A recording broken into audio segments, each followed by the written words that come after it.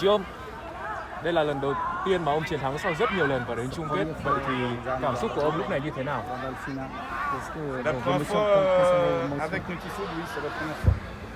Donc c'est un vrai plaisir. Nói chung là có rất là vui. Đây là lần đầu tiên giành chức vô địch với Nuti Food. Ở trong cái trận chung kết này thì chúng ta có thể thấy rằng Em nhắc lại. Anh ấy nói to lên một chút. Rồi.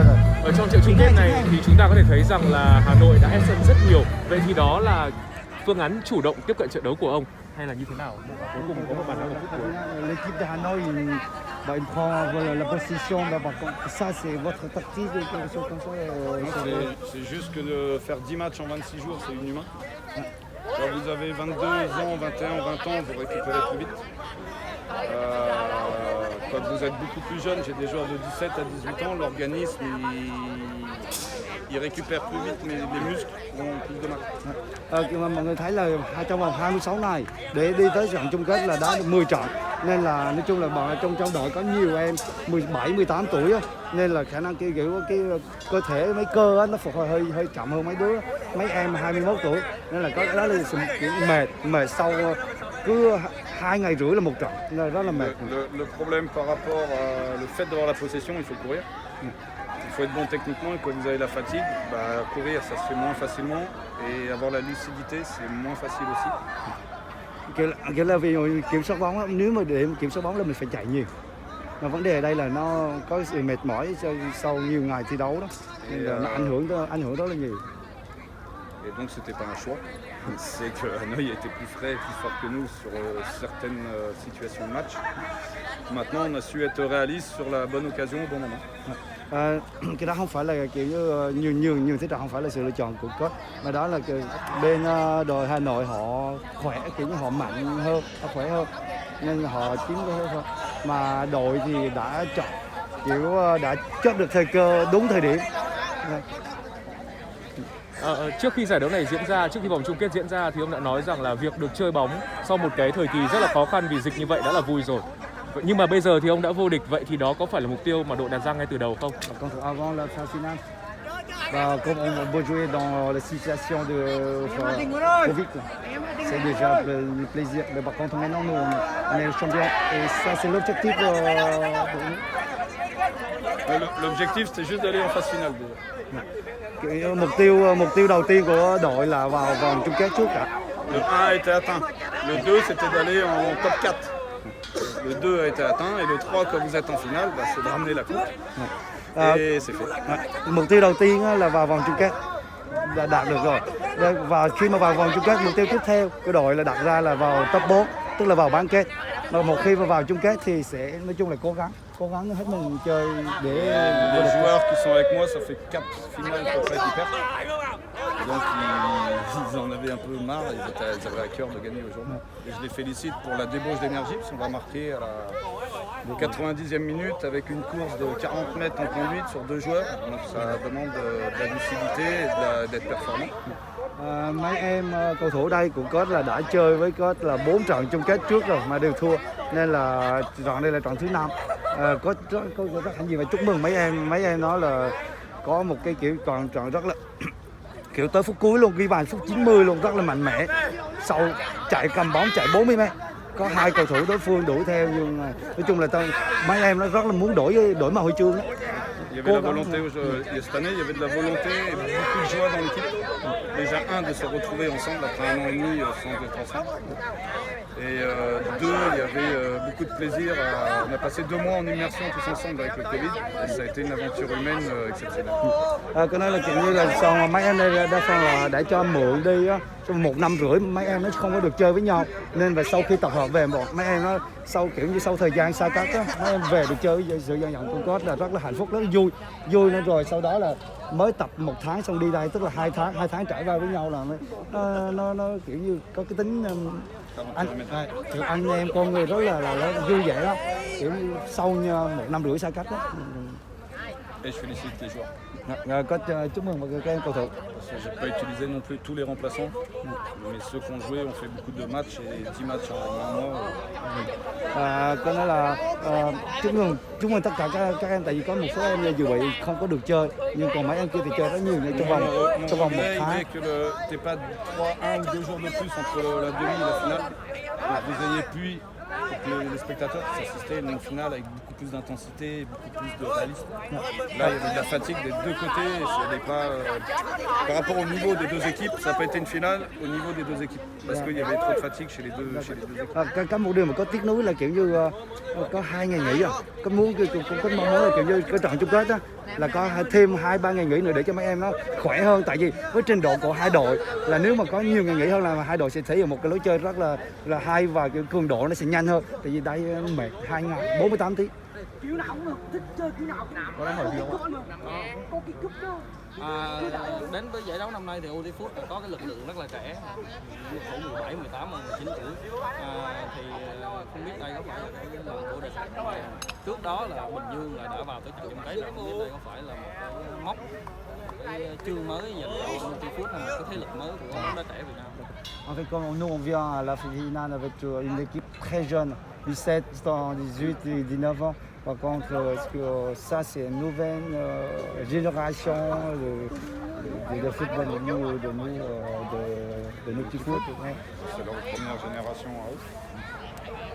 Il y a une partie de joueurs de Ranjalai que Nutifood a récupéré. Vous ferez votre enquête et vous comprendrez pourquoi. Et ensuite, Nutifood, maintenant, tous ces joueurs-là appartiennent à Nutifood. Donc c'est pas la nouvelle, c'est une génération qu'ils ont depuis 5 ans, ça fait 6 ans qu'ils travaillent. Donc maintenant ils arrivent à l'âge d'essayer de montrer des choses. Et ils l'ont fait ce soir. Đây là cái thế hệ gọi là thế hệ đầu tiên của Nutifood mà mấy em nó tập 6 năm nay á. Đây là cái thế hệ đầu tiên luôn, là họ đến đây mấy em nó định muốn chứng tỏ mấy em nó để được làm cái gì, học cái gì và có khả năng làm cái gì. Anh có một cái so sánh như thế này là cái thế hệ đầu tiên của Hoàng Anh Gia Lai, những cầu thủ của anh cũng là rất là tài năng rồi. Thì cái thế hệ này cũng là đầu tiên với Nutifood, thì anh có tin là sẽ đi trên cái con đường đó. Par contre, il y a une petite comparaison entre première génération comme Chuntu et Kinan et les nôtres. Et est-ce que vous pensez qu'eux vont marcher sur le même chemin avec Le football, tu peux jamais rien prévoir à l'avance. Je leur souhaite. có hy vọng thôi, bóng đá là mình không thể nói trước được điều gì hết. Les joueurs qu'on a à l'académie ont tous les mêmes profils. Parce qu'on a une philosophie de jeu qui nous demande des profils de joueurs intelligents et rapides. Maintenant, Kong Fong, il n'y en a qu'un, Swan Tiong, il n'y en a qu'un. J'ai d'autres joueurs qui s'appellent Nguyen, j'ai un autre joueur qui s'appelle Koi. Et ce sera à eux de mettre leur nom au sommet du football vietnamien. Mais il n'y a pas de comparaison à faire entre un tel et un tel, je déteste ça. Có nói là Un joueur reste un joueur. Tôi không có thích kiểu so sánh như vậy, tại vì mỗi cầu thủ là có một cái thứ, dù Xuân Trường, Công Phượng có còn đây có Nguy, Hoàng Nguy hay là Vĩnh Nguyên hay là Minh Khôi, nói chung là mỗi đứa có một cái tên khác nhau. Mon travail, c'est d'essayer de faire jouer de la même façon des équipes avec des joueurs différents. Quand tu arrives à faire ça, ça veut dire que le travail est bon. Công việc của có là kiểu như làm, mặc dù với các cầu thủ khác nhau nhưng có sẽ đào tạo ra cũng cái lối chơi đó nhanh, thông minh và ít chạm vậy thôi. Cuối cùng là vậy. Về cái trường hợp của tiền đạo Nguyễn Quốc Việt á, thì em thấy là xuất sắc như vậy thì nhiều khả năng là sẽ được triệu tập lên đội tuyển U23 trong thời gian tới. Thì anh có nghĩ là Quốc Việt một cầu thủ mới 18 tuổi thì có đáp ứng được cái chuyên môn trên đội tuyển U23? D'après vous, même vì il a 18 ans, par contre peut-être il va être appelé sur U20, 22 du Vietnam. Et est-ce que vous pensez qu'eux, il peut s'adapter vite, il va bien s'adapter au niveau de... Lui, il a le niveau pour jouer. Bien, Yumoiba, il a Buffaloy, Yumoichin Buffaloy, Yuaimo Buffaloy. Ça fait 3 ans qu'il ramasse tout, les gars. 3 năm Ça fait 3 ans qu'il ramasse tout. 3 năm là việc lấy hết luôn á. Vô lưới 17, vô lưới 19, vô lưới bây giờ nữa. Nên là việc có. Donc moi je pense que vu les résultats qu'il a en étant jeune et sa progression, bien sûr qu'il peut s'adapter à tous les défenseurs et à tous les styles. Cứ mọi người cứ xem cái kết quả này là và với em nó trẻ nữa là em nó có thể thích nghi tốt. Lui, c'est un joueur complet, c'est-à-dire qu'il marque de la tête, il marque du pied gauche, ce soir encore du pied gauche, alors qu'il est droitier, il marque du pied droit. Quand tu as un attaquant qui peut marquer dans les 20 derniers mètres, dans n'importe quelle situation, avec n'importe quelle surface de corps, Pour moi, c'est complet, c'est un très bon attaquant. Mọi người thấy là Việt là một cầu thủ rất là toàn diện, có thể ghi bàn bằng đầu, ghi bàn chân trái, chân phải. Mọi người thấy cái phút 90 Việt ghi bàn bằng chân trái đó. Nói chung là em nói là một tiền đạo, mẫu tiền đạo toàn Et diện. il a encore du travail. Rồi em nói còn công việc thì phải làm, phải tập. Em xin một câu nữa với tư cách là một người chuyển đến một đội bóng mới, xây dựng một ngôi nhà mới cho Nutifood thì cá nhân ông Gio cảm thấy thế nào khi mà cuối cùng đã đạt một danh hiệu? Đây có phải là một lời khẳng định mình của ông không? Par contre, comme vous venez de manager vers Nutifood, et là ça c'est premier trophée. Ça est-ce que vous pensez que là c'est votre confirmation de votre nouvelle maison à Nutifood? Déjà, c'est le premier trophée qu'on leur donne. Ensuite, moi chez Nutifood, ça fait 1 an que j'y suis. Il faut savoir que chez Nutifood, avec JMG, ils ont un contrat avec ma compagnie où je suis employé. Donc ça fait 6 ans qu'on travaille ensemble. Ah. Même si j'ai pas de contrat avec eux, on travaille. J'ai été là-bas, j'ai suivi les joueurs, on a fait des programmes. Donc tout ce qui est GMG, que ce soit Anjalai ou Nutifood, je suis intervenu un peu sur les deux. Kiểu như là Nutifood là kiểu như lúc trước là có C'est pas vraiment lúc nouveau. trước nói chung là không có phải là có về nhà mới đâu. Thực ra là ví dụ như Nutifood có làm việc với GMG thì cũng có liên quan, tại vì có làm việc với có là thuộc công ty của GMG thì có kiểu thời gian là có xem có tập với đội, nên không phải là thực sự là không phải là Là, một cái về một depuis ngôi 1 nhà mới. an, depuis 8 mois, mon contrat effectivement avec Nutifood.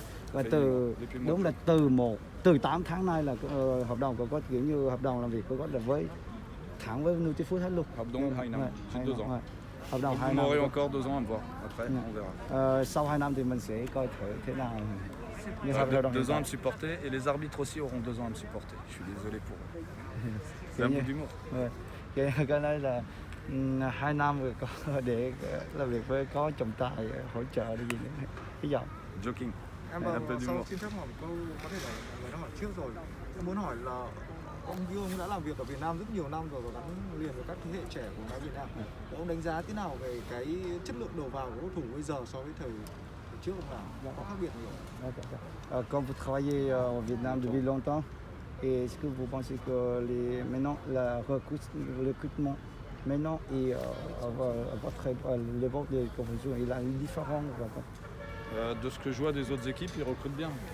Moi, ça fait longtemps que j'ai pas fait de recrutement parce que la dernière promotion qu'on a rentrée nous avec Anjalai, c'est 2013-2014. Donc ça fait 7 ans que j'ai pas fait de recrutement. Donc quand je vois les joueurs qu'il y a en face de nous, aussi bien athlétiques, aussi bien techniques, tactiques, c'est que maintenant il y a des bons joueurs au Vietnam. Có nói là kiểu cái khóa cuối cùng mà có tuyển chọn là cách đây cũng là 2013-2014 rồi. Và có hiện tại là chưa có tuyển chọn nữa nên có không ấy được. Mà có xem vào cái nhìn vào những cầu thủ của mấy cái học viện khác, mấy câu lạc bộ khác họ tuyển rất là tốt, kiểu như về mặt thể hình thì rồi kỹ thuật hay chiến thuật gì đó rất là tốt. Tại vì bây giờ nhiều cầu Il y a thủ Việt beaucoup Nam plus tốt de lắm. joueurs qui sont à 12 ans, plus forts physiquement qu'il y a 15 ans. Ouais.